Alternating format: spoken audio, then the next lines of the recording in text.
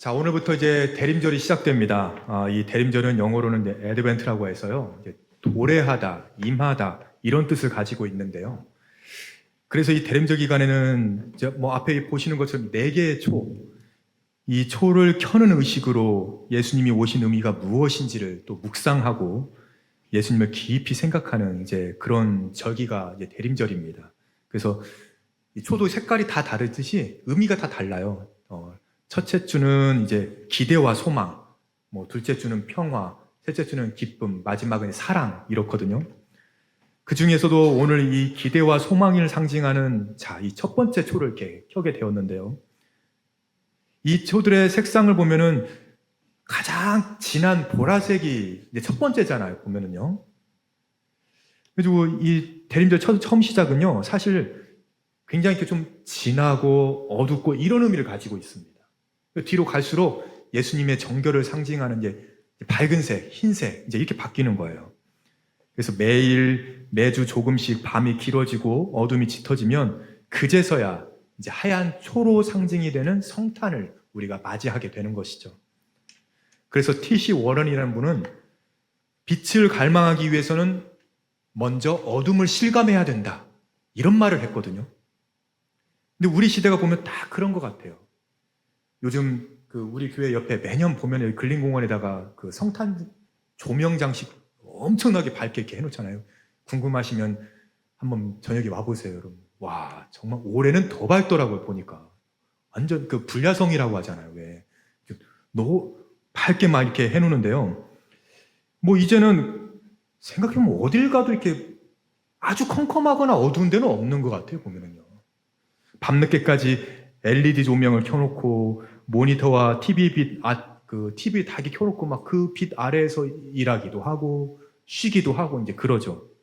게다가 하다못해 그 침실에서조차 우리 스마트폰 그 블루라이트 그거 보시면서 막 이제 영상도 보고 또 그러시잖아요. 그러니까 어떤 공간이든 자동으로 또 센서 등이 되다 보니까 하여튼 어두운 데는 없어요, 이제 더. 빛이 오히려 너무 흔해진 것 같습니다. 마치 어둠을 상실한 것 같고요. 이렇게 연말이면 온 나라가 이 조명빛으로 다 화려하다 보니까요. 왜 그 어둠이 주는 우리 그 겸허함 같은 거 있잖아요. 겸손함이라든지 조심스러운 뭐 이런 것들은 사라지고 밝고 빛나는 것, 예쁜 것, 맛있는 것들로 자신의 그 SNS를 다 이렇게 채우면서 애써 아프고 우울하고 세상에 어두우면 좀 내가 외면하려고 하는 것은 아닌지 좀 그런 생각이 또 들기도 하더라고요. 정말 아이러니한 것은요. 성탄절은 우리에게 빛으로 오신 예수님을 기뻐하고 축하하는 날이잖아요. 다만 그 전에 이 4주간 보내게 되는 대림절은 백화점의 화려한 트리 앞에서 이게 막 들뜬 마음으로 단순히 이제 크리스마스를 기다리는 시간이다. 와, 산타클로스 매년 이맘때쯤 되면 나오는 그 나홀로 집에 그 케빈 막 그냥 그런 거 기다리면서 우리가 그런 시간이 아니라 이미 오신 예수님을 기억하고 다시 오실 주님을 소망하면서 나 자신을 거룩하게 준비하는 영적인 시간을 우리가 만들어야 되거든요. 그래야 되는데 연말에 이 들뜬 분위기요. 그래서 이 교회도 뭔가 이 대림절과 성탄절의 본질을 조금씩 이렇게 좀 상실해 가면서 오히려 시대의 분위기에 이렇게 좀 편승해 가는 것은 아닌지 저는 좀 지난 한 주간 내내 그 생각을 좀 많이 했던 것 같습니다.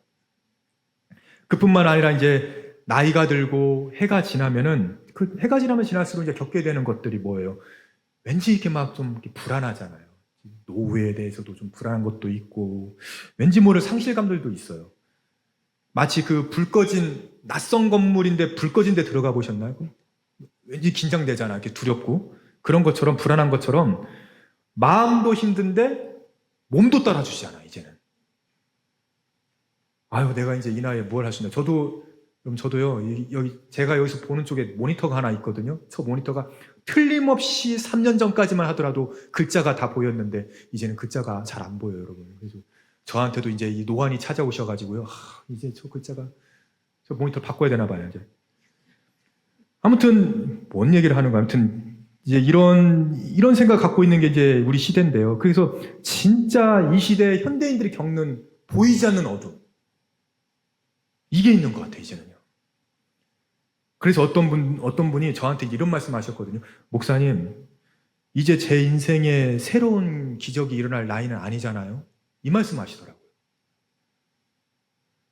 여러분, 올 한 해 정말 많이 버티셨죠?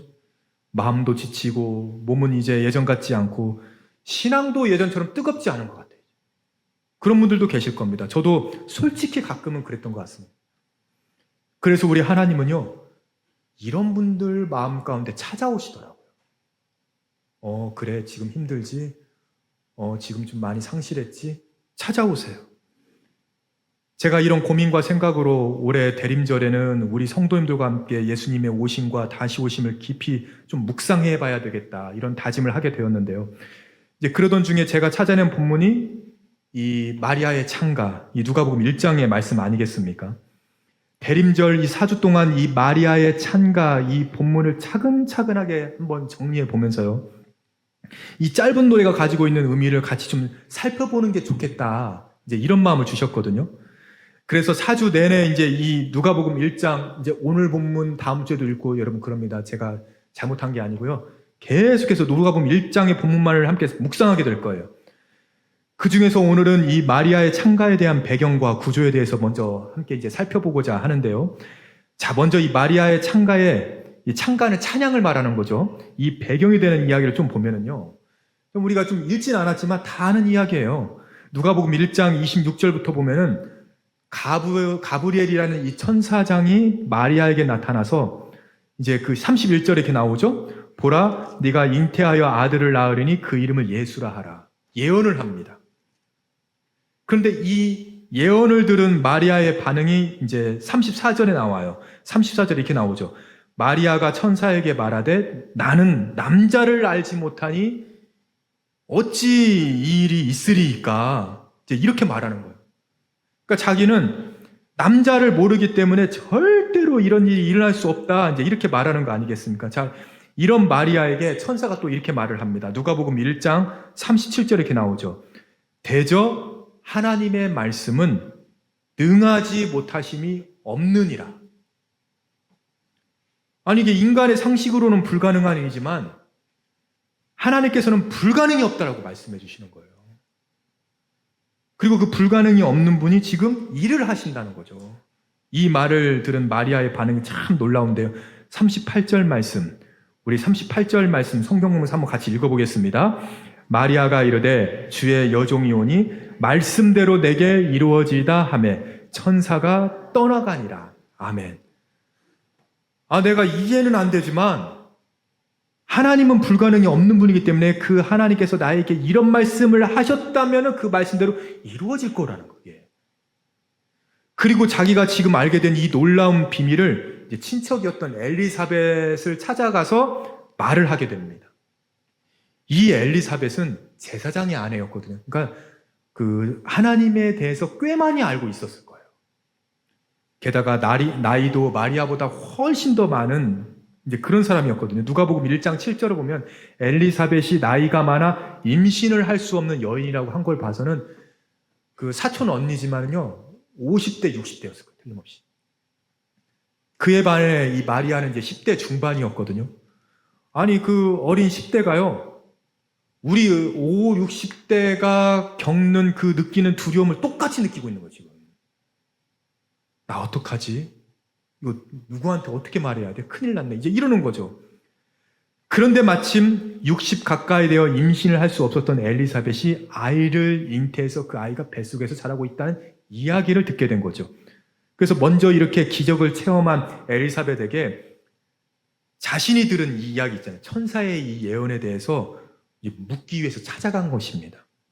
그리고 엘리사벳은 마리아를 보자마자 구원을 잉태했음을 알고 축복을 해주게 되는데요. 그게 이제 누가복음 1장 45절입니다. 우리 45절 말씀 함께 읽겠습니다. 주께서 하신 말씀이 반드시 이루어지라고 믿은 그 여자에게 복이 있도다. 아멘. 엘리사벳이 지금 마리아, 너는 주님이 말씀하신 대로 이루어진다는 것을 믿는 그런 여인이구나. 그런 여자이구나. 칭찬을 하면서요. 하나님께서 너에게 복을 주실 거다. 이렇게 어린 마리아를 축복하는 내용이 바로 오늘 본문의 전 상황이에요. 그게.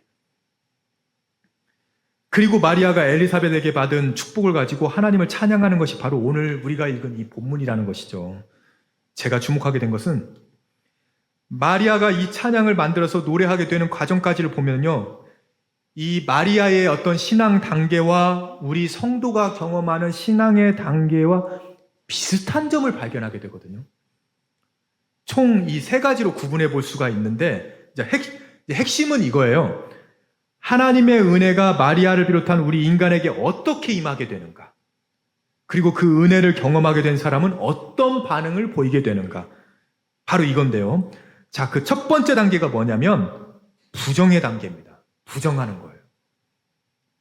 천사장 가브리엘의 예언에 대해서 그거는 있을 수가 없는 일이에요. 그건 불가능한 일이라는 거죠. 이게 첫 번째 단계입니다. 그리고 두 번째 단계는 순종 혹은 인정의 단계예요. 하나님께서는 불가능한 일이 없다라는 이 말을 듣고요. 그러면 말씀대로 내게 이루어지길 원합니다. 이해는 되지 않지만. 이렇게 고백하는 단계죠. 자, 그런가 하면 마지막 세 번째 단계는 찬양의 단계가 있습니다.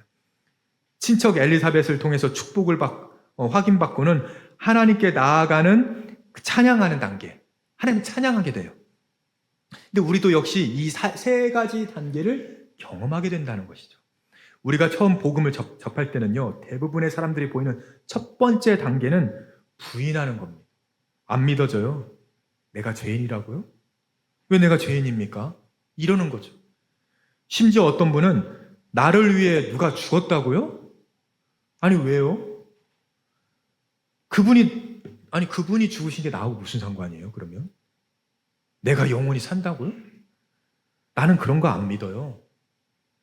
이게 처음 복음을 접하는 자들의 대부분의 반응이에요. 그래서 대부분 곧바로 복음을 받아들이는 경우가 거의 없습니다. 부정하고 반대하고 고개를 돌리는 이들이 기본적으로 우리 인간이 갖게 되는 복음에 대한 태도라는 거예요. 그러면서도 하나님께서 또 복을 주시긴 또 원해요. 하나님께서 나를 좀 보호해 주시기는 원하고요. 하지만 예수님에 대해서는 나와 무슨 상관이에요? 이러는 거예요. 그런데 우리가 거기서 포기해서는 안 되는 것이요. 사실 복음을 다 이해해서 믿는 사람은 없기 때문이에요. 남을 살리기 위해 내 자식을 죽인 아버지의 사랑, 이게 도무지 이해가 안 돼, 이게.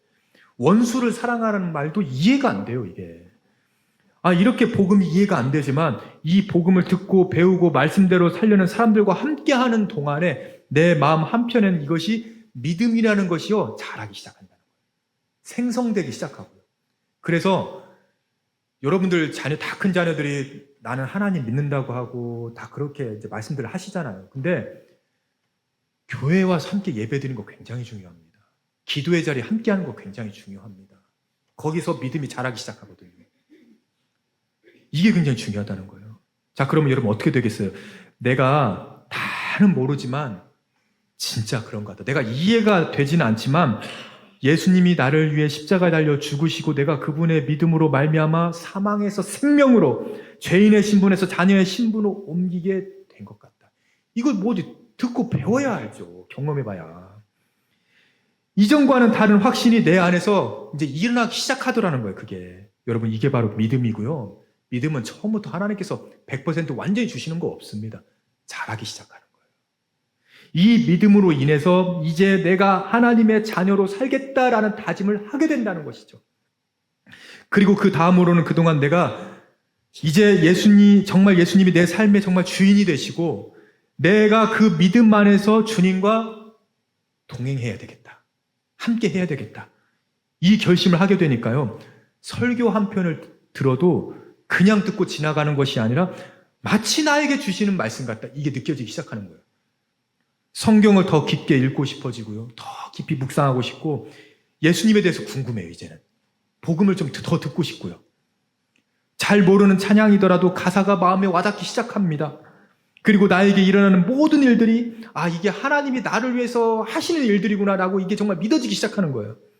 깨달음이 와요. 그리고 그동안 내가 잘 모르고 애매했던 것들이 이제는 하나씩 수학 문제 풀어지듯이 다 이게 풀어지는 거예요, 이제는.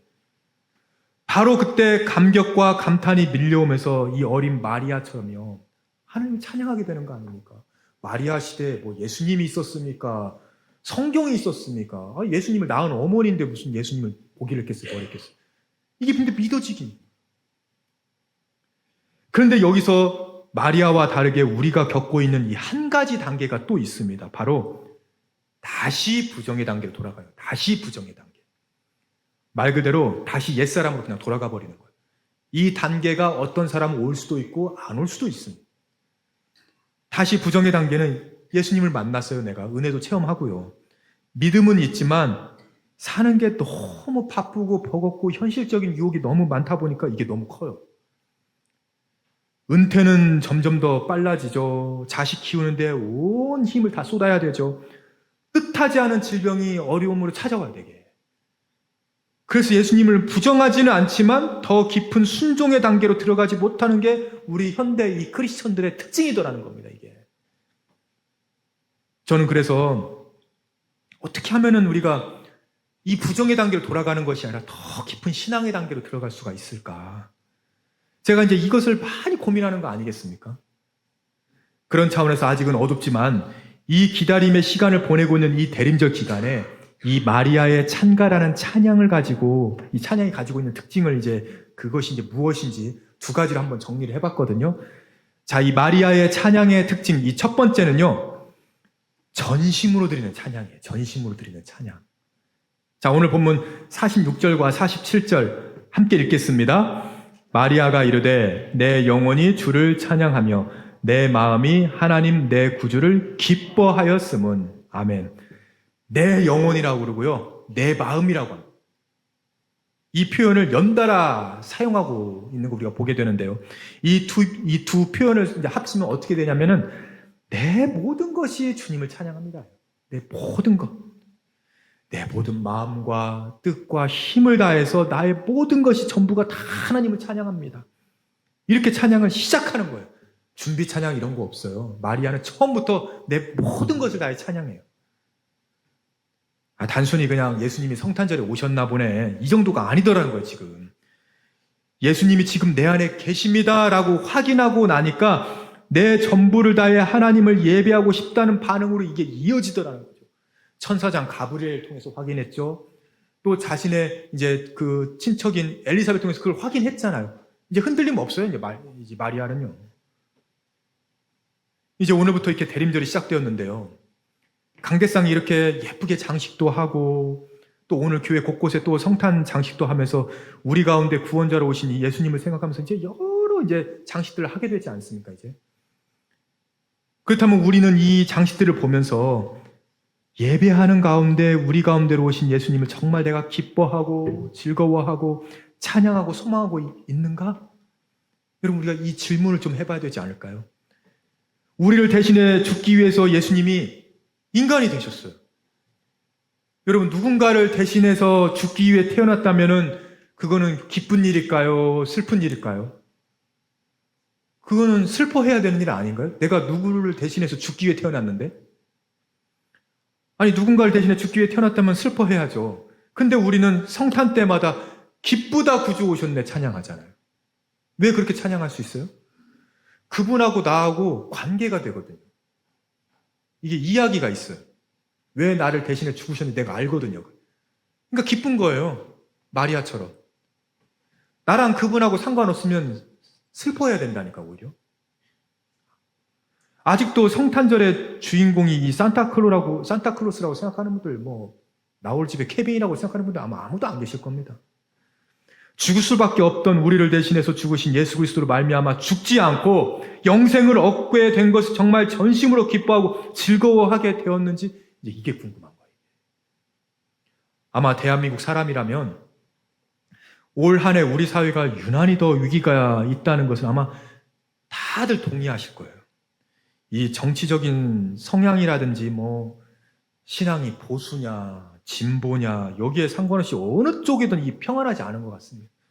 저는 뉴스를 잘 안 봐요. 그냥 보면 막 답답하거든요. 저 문제는 도대체 언제나 해결되고 왜 이렇게 어두운 일만 있고 막 그런지 뉴스가 잘 안 봐져요.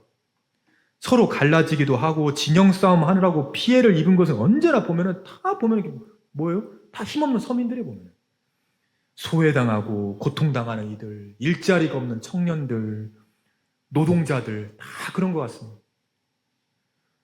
과거 우리나라가 IMF 그 구제금융을 받게 된 시절 정말 많이들 힘드셨잖아요. 정말 힘든 시절 많이 겪으셨죠 그때. 근데 그 시절에도요 강남의 고급 술집들에서는 이런 건배사가 유행했다고 합니다. 이대로 아니 그 시절에도 전 국민이 다 힘들어 죽으려고 그러는데 다 그러진 않았던 것 같아요. 고급 술집에서는요 양주를 따라주면서 자기들끼리 이러는 거예요. 이대로! 자기들은 타격이 없거든요. 여러분 2000년 전에도 이대로를 외치던 사람들 있지 않았을까요? 자기들의 기득권을 지키기 위해서 예수님의 십자가에 달려 죽게 만든 그 사람들이. 그 권력자들은 예수님이 십자가에 달려 죽던 날 이제 자기들끼리 모여서 기념해야죠. 다 모여가지고 식사를 하면서 이대로 우리들의 위성과 불의가 다 감추어지는 이 세상이 지속되길 이대로 막 이러지 않았겠습니까? 그러나 그 이후에 3일 만에 다시 사신 주님을 목격한 예수님의 사람들이 있잖아요. 다 누구예요? 그 여인들, 그 가난하고 차별받는 노예들, 이들로 이루어진 이 소수의 사람들은 빵과 포도주로 된 이 소박한 식탁 앞에서 이렇게 외쳤을 것입니다. 마라나타, 주 예수여 오시옵소서. 이대로 같은 건 없어요. 아무리 어둠이 깊고 여전히 힘든 시대를 살고 있지만 이 세상의 화려함이 결코 영원히 지속될 수 없는 이유는 이대로를 외치는 이 시대에 주님 오시옵소서.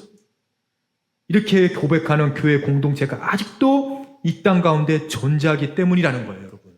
저는 제가 진짜 우리끼리니까 드리는 말씀이죠. 어디 가서 말씀하시면 안 돼요, 여러분. 저는 이 하계동이 이렇게 잘 되고 유지되고 하고 있는 이 비결은요, 우리 하름교회가 있기 때문에 그렇다. 저는 하여튼 뭐 동의하시든 안 하시든 저는 그렇게 정말 믿고 있습니다. 그래도 우리 하름교회가 있으니까 그 지나가는 주민들한테 제가 얘기해요. 속으로 이제 하여튼 아시라고 우리 하름교회가 있어서 여기 지금 외벽 이 조명 보셨냐고. 여러분도 저녁에 외벽 조명 안 보셨죠? 교회 건물에 예수님을요 환하게 비치고 있거든요. 보시라고 막. 전 진짜 그러거든요.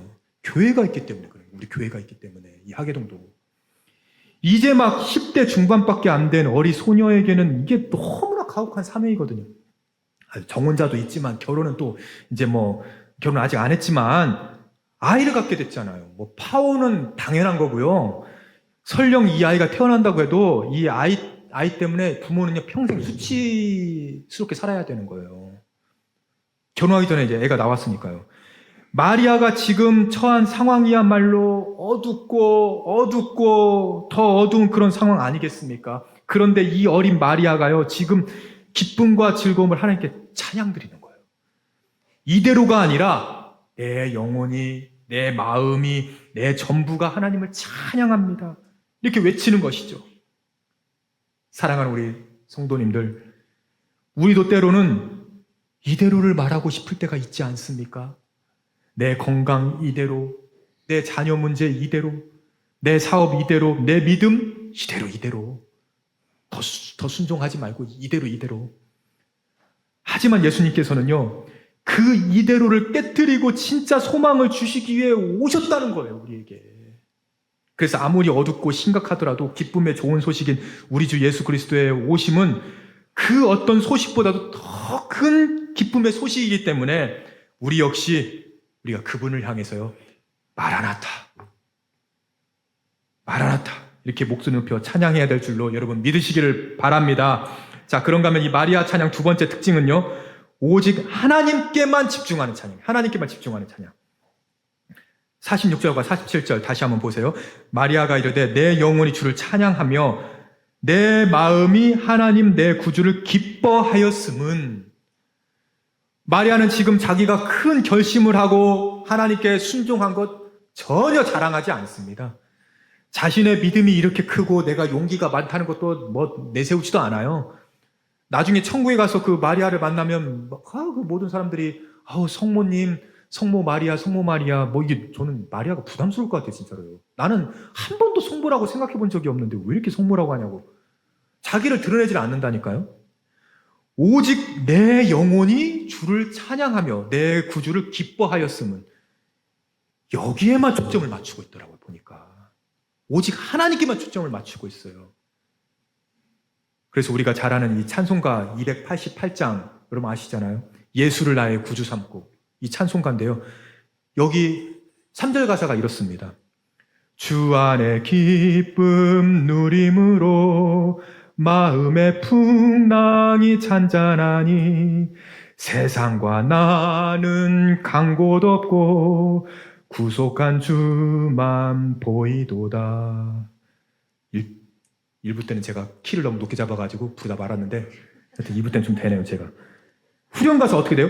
이것이 나의 간증이요 이것이 나의 찬송일세. 나 사는 동안 끊임없이 구주를 찬송하리로다. 여러분, 이 가사요. 세상과 나는 간 곳 없어요. 왜? 구속한 주님만 딱 보이거든, 지금. 너무 이제 선명한 거, 이게. 여러분, 얼마나 주님이 좋으면은요, 세상도 안 보이고 나도 안 보여요. 어둠의 시대에 이대로라고 외치던 그런 자들과는 분명히 이게 다른 거예요. 그래서 이제 저를 비롯해서 우리 성도님들요, 이제 우리 모두는 나 자신과의 싸움이에요, 이제는. 왜냐면 우리 세상 경험할 만큼 다 경험해 왔고, 뭐 불안, 염려, 걱정 뭐 이런 거 다 뭐 산전수전 다 겪었잖아요, 우리는요. 이제 우리 주님밖에 없어요, 이제 우리는. 주님만 똑바로 보면 돼요. 자기 공로, 내 수고 뭐 이런 것들은 다 이제 여러분이 십자가에다 다 목 박아버리셔야 됩니다, 그냥. 그래서 오직 구속하신 주님, 나를 위해 십자가 달려 죽으신 바로 그분, 주님만 보는 거, 주님만 보는 거. 그래서 뭐라고 고백합니까? 나 사는 동안 끊임없이 구주를 찬송하리로다. 마리아도 마찬가지입니다. 마리아가 결단하고 믿음을 가지고 행동한 것은 맞아요. 심지어 엘리사벳을요, 마리아가 찾아갔잖아요, 지금. 그런데 그 많은 수고를 했던 마리아는 자기의 그 어떤 것도 자랑을 하질 않거든요. 왜 그럴까요? 구속한 주만 보이니까, 이제는. 하나님이 너무 선명해요. 그분이 진짜 빛이라는 걸 이제 알았거든요. 그래서 하나님만 높임 받으셨으면 좋겠어요, 이제는. 그분만 기뻐하셨으면 좋겠고요. 이 노래를 통해 그 어디에서도 자신을 담고 싶은 마음이 전혀 보이지가 않습니다. 사랑하는 여러분, 우리가 이 마리아의 찬가를 다시 불러야 되는 이유가 바로 여기에 있는 거 아니겠습니까?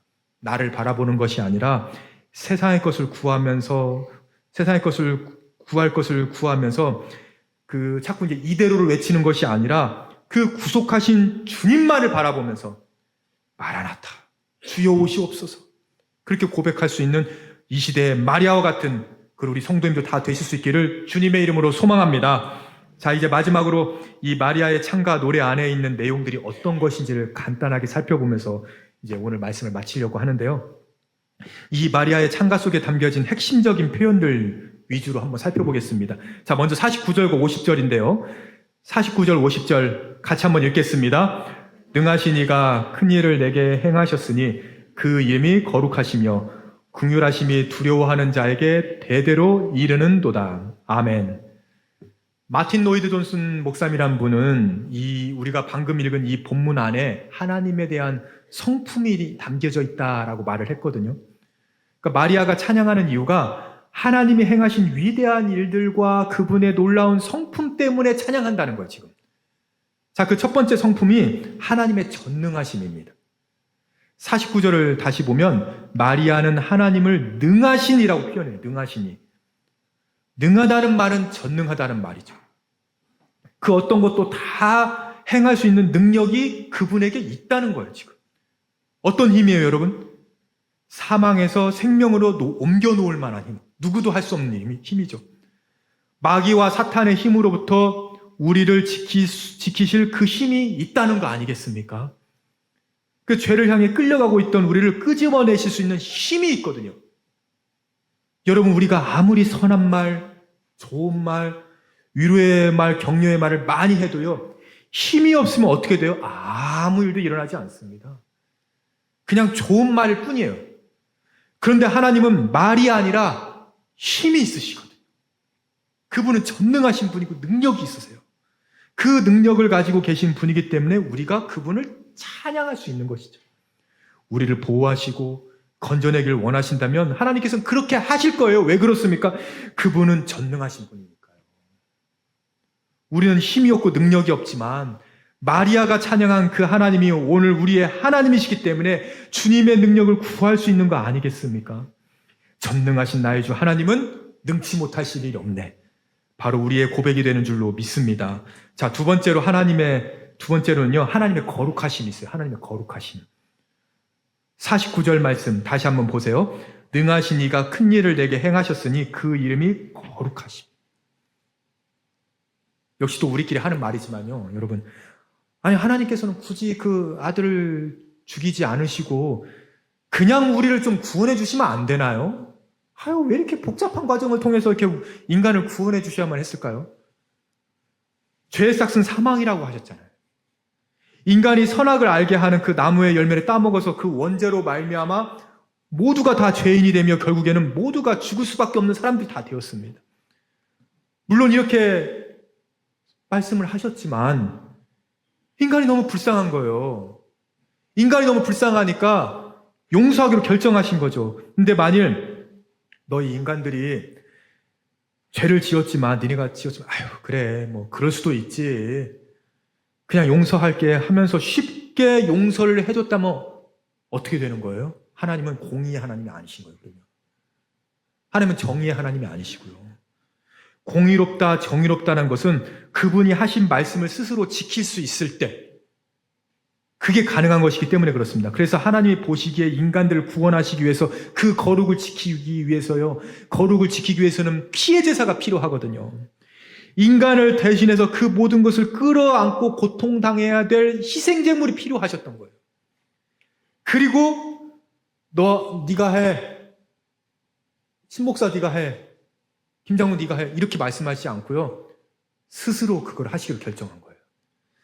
스스로 희생제물이 되기 위해서 인간의 몸을 입고 우리 가운데 오셨던 것이죠. 그래서 우리는 그것을 성육신이라고 하는 겁니다. 성육신 하셨다고. 사랑하는 여러분, 예수님께서 성육신 하신 이유는요, 우리를 지독하게 사랑하시기 때문에 그래요. 여러분들 자녀들 지독하게 사랑하시죠? 그래서 그런 거예요. 결코 거룩하지 않은 우리를 위해서 최고의 희생을 하시기 위해서 그랬다는 겁니다. 죄를 쉽게 용서하지 않으시는 이유도요, 우리가 미워서가 아니에요. 미워서가 아니라 우리를 구원하시되 그 거룩을 훼손시키지 않기 위해서 최선의 선택으로 자신을 희생하는 걸 선택하셨다는 것입니다. 그래서 세 번째로 하나님은 자비와 긍휼이 풍성하신 분이세요. 자비와 긍휼. 50절 말씀에 나오죠. 우리 50절 한번 같이 읽겠습니다. 긍휼하심이 두려워하는 자에게 대대로 이르는도다. 아멘. 이 긍휼이라는 것은 죄가 많은 사람이요, 도무지 죄가 많아서 친절과 사랑을 받을 수가 없거든요. 이런 자격이 안 되는 사람에게 친절과 사랑을 베풀어 주는 게 긍휼이에요. 하나님은 공의롭고 정의로운 분이기 때문에 죄인들을 죽이시는 게 그냥 마땅한 거예요. 그냥 죄인을 심판해서 영원한 죽음으로 던져 놓는 게 그분의 공의로움이죠. 그런데 하나님께서는 그렇게 하실 수가 없어요. 왜 그렇습니까? 하나님 가운데 이 긍휼하심이 있거든요. 아니 내가 그리고 생각해 보세요. 하나님께 이 긍휼하심을 입었는데 내가 용서 못할 사람이 이렇게 있을까요? 하나님이 나를 이렇게 긍휼해서 나를 용서하셨는데요. 근데 내가 내 자녀에게조차 하기 힘든 게 용서잖아요. 그리고 긍휼인데, 아니 우리가 뭐라고 우리에게 긍휼을 베풀어 주신 거예요, 하나님이. 그래서 여러분, 우리가 하나님을 택한 것이 아니라 하나님의 편에서 타락하고 있는 우리를 붙드신 거라는 거예요. 아들을 보내셔서 10개월간 여인의 뱃속에 있게 하시고 태어나서 한 인간으로 30년간 자라게 하셨어요. 그리고 공생에 3년을 보내고 십자가 달려 죽게 만드셨단 말이에요. 거기서. 이것이 바로 하나님께서 우리를 위해서 우리를 불쌍히 여겨서 하신 일들이라는 겁니다. 여기까지 여러분들 이 스토리가 공감이 되시고 이해가 되시고 다가오시나요? 예수님 정말 나를 위해서 하신 일이라고 느껴지시나요? 그럼 우리 기쁘다 구주 오시는 찬양할 수 있습니다. 그분과 나의 관계가 되거든요. 그래서 하나님에 대한 이 마지막 성품 네 번째는요, 하나님의 신실하심이에요. 50절 말씀에 이렇게 또 나오죠. 긍휼하심이 두려워하는 자에게 대대로 이르는도다. 대대로 이르게 하신다고 하세요. 세대와 세대 가운데 부모인 내 세대에서만 끝나는 게 아니라 우리 자녀 세대까지, 후손까지 대대로 이어진다고 하십니다. 그래서 54절과 55절 이렇게 말을 하는데요. 우리 54절과 55절 우리 마지막으로 한번 같이 읽겠습니다. 그 종 이스라엘을 도우사 긍휼히 여기시고 기억하시되 우리 조상에게 말씀하신 것과 같이 아브라함과 그 자손에게 영원히 하시리로다 하니라. 아멘. 여러분, 하나님은 신실하신 하나님이시. 지금까지 여러분들 살아온 삶 한번 다 돌아보세요. 한번요. 하나님이 얼마나 신실하셨기에 우리와 함께 하셨는지 정직하게 우리는 다 고백할 수 있을 거예요. 저희 이제 아들이 이제 그 눈을 다친 이후로 계속 이제 검사하고 아직도 막 병원 여기 다니면서 저기 다니면서 세 군데를 옮겨 다니면서 검사를 했거든요. 이제 남은 휴가도 이제 더 없고요. 아침에 진료가 잡혀도 그 아침에 진료 외출 안 보내준대요. 막 그러는 거예요. 그러니까 이게 마음이 너무 불편해가지고 이렇게 그냥 기도만 하고 있어도 되는 건가? 부대에 좀 전화해가지고 사정을 좀 얘기해야 되는 거 아닌가? 막 이렇게 생각이 들더라도요. 하나님께서 계속 그냥 기도만 하게 하세요. 그러면서 그 어렵다는 그 대학병원 검사 예약, 그 교수님과의 그 진료 예약 날짜 있잖아요. 그게 우리하고는 1년씩도 없는데 그 간호사가요, 거기 틈새를 잡아가지고 오후에 진료받을 수 있도록, 그것도 가장 빠른 날짜에 다 조정을 해주는 거예요. 심지어 얘가 멀리서 군생활을 한다고 한번 생각해 보세요. 어디 저기 막 남쪽에 막 부산이나 이런 데서 군생활을 하면 휴가도 없는데 어떻게 하루 만에 진료를 받고 자대 복귀를 하냐고, 얘가. 근데 여기서 1시간 거리거든요, 차로. 그러니까 아침에 나왔다가 진료받고 오후에 이제 자대 복귀하면 되는 거예요.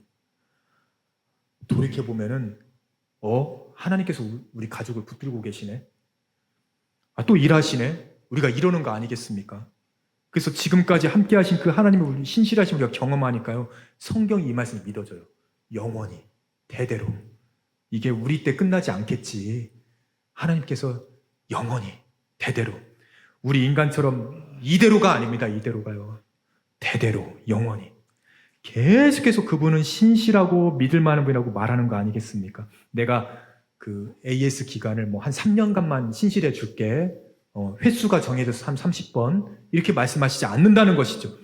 영원토록, 영원토록. 그것이 어떻게 증명되었습니까? 구약의 선지자들 통해 내가 반드시 너희에게 구원자를 보내서 너희를 건져내겠다 약속해 주셨거든요.